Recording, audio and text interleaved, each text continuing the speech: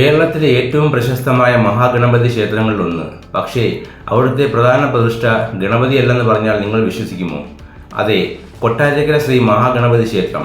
കേരളമെമ്പാടും കൊട്ടാരക്കര ഗണപതി ക്ഷേത്രം എന്ന പേരിലാണ് അറിയപ്പെടുന്നതെങ്കിലും ഇവിടുത്തെ പ്രധാന പ്രതിഷ്ഠ പരമശിവനാണ്.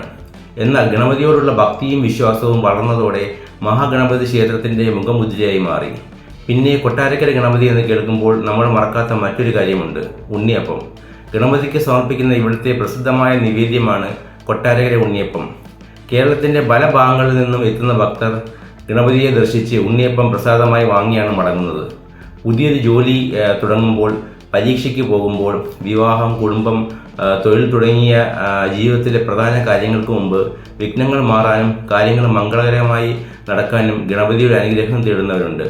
ഗണപതി ഹോമം ഉൾപ്പെടെയുള്ള പൂജകളും വഴിപാടുകളും ഇവിടുത്തെ ആരാധനാ പാരമ്പര്യത്തിൻ്റെ ഭാഗമാണ്.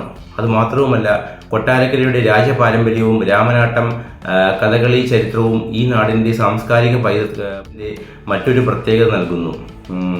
അതുകൊണ്ട് തന്നെ കൊട്ടാരക്കരയിൽ എത്തുമ്പോൾ ഉണ്ണിയപ്പം മാത്രം കാണരുത്, അതിന് പിന്നിലുള്ള നൂറ്റാണ്ടുകളുടെ വിശ്വാസവും പൈതൃകവും കൂടി അറിയണം. ഓം ഗം ഗണപതിയെ നമഃ. കൊട്ടാരക്കര ഗണപതിയെ നിങ്ങൾ ദർശിച്ചിട്ടുണ്ടോ? അവിടുത്തെ ഉണ്ണിയപ്പവും കഴിച്ചിട്ടുണ്ടോ? കമൻറ്റിൽ അറിയിക്കൂ. ഈ വീഡിയോ ഇഷ്ടമായ ലൈക്ക് ചെയ്യാനും ആത്മഭാരതം എന്ന നമ്മുടെ ഈ ചാനൽ സബ്സ്ക്രൈബ് ചെയ്യാനും മറക്കരുത്. ചിന്തിക്കുന്നവർക്കായി ആത്മഭാരതം.